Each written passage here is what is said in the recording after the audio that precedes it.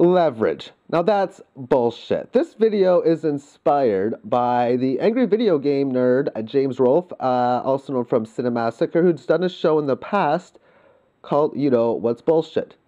Most of his videos are regarding video games and movies, and this is, of course, very similar, but not that similar to You Know What's Bullshit series. So let's talk about the leverage. And we're going to start off with some advertisements, about 6 or so of these found on investing.com. This was from markets.com. Find out how to make $20,000 worth of trades with just 100. Start today and get our free beginner package, beginner 5 package. It's very hard to point out, but you know what? This definitely does not take the cake for worst design or where in the world were the editors. That was bullshit, how they couldn't even find some of these mistakes. But you'll notice on most of these, foreign exchange and CFD trading involves significant risk of loss. You'll see this on several of these advertisements, but you're seeing the leverage. Just with 100, you can make 20,000 in trades. That's a 200 to 1 ratio. Oh, this one's an 888 to 1 ratio. This is, of course, from XC Markets, 50% bonus. These are the type of lingos that you get from sports books, like the only broker with automatic withdrawal. Because if you win, of course, you can withdraw a bunch of excess funds. Perfect destination for high-volume traders, scalpers, and robots. A high-volume robot, I would consider that to be high-frequency trading. Again, that's another subject that would be that of bullshit. I still can't get over it. I made $855 in 7 days coping Paul. Coping. What? I don't know. You're coping what? Oh, start copying now. See, what's bullshit, I guess, might be how we have these programs that can't detect that you meant to say copying, but you said coping, yet both words are going to pass the spell check test. Well, what's bullshit is how this even made this to the internet without them even figuring out they made this spelling mistake. Which way will gold go next? Up or down?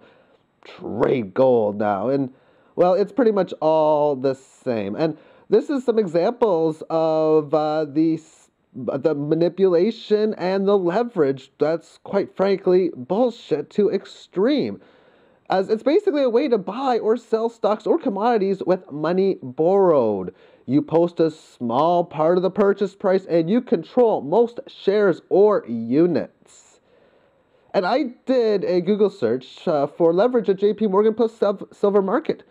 The question is, how leveraged is JP Morgan? We see here maybe 100 to 1 according to Silver Doctors. Well, there's one page that I found on moneymorning.com from Ted Butler. Manipulation is another way of saying someone controls and dominates the market by means of an excessively large position.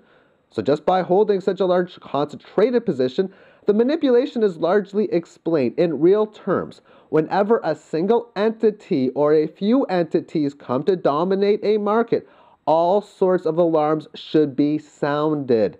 This is at the heart of U.S. antitrust law. It is no different under commodity law. It started around 1985 when a brokerage client asked me to explain how silver could remain so low in price, in the single digits, when the world was consuming more metal than was being produced.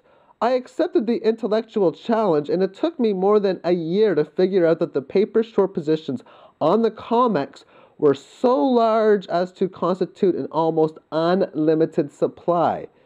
It was this paper supply that was depressing the price. Investors who hold silver don't buy and sell often, they hold.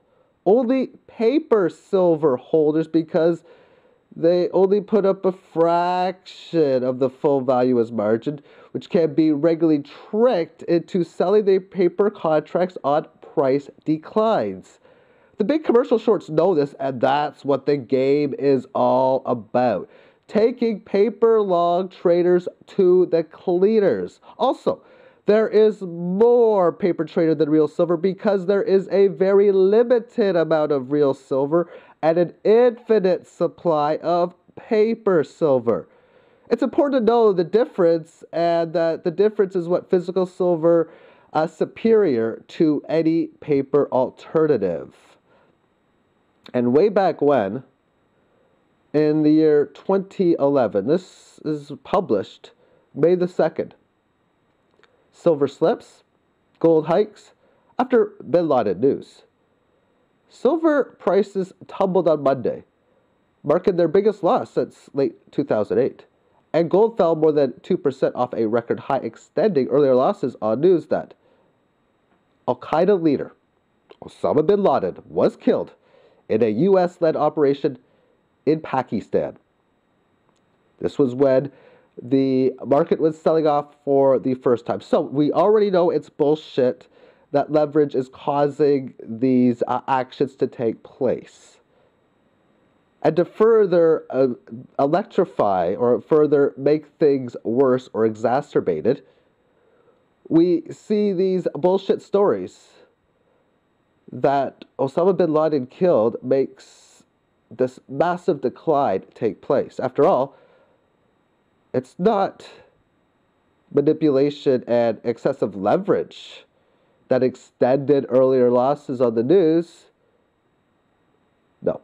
And that's today's video for leverage. Now that's bullshit.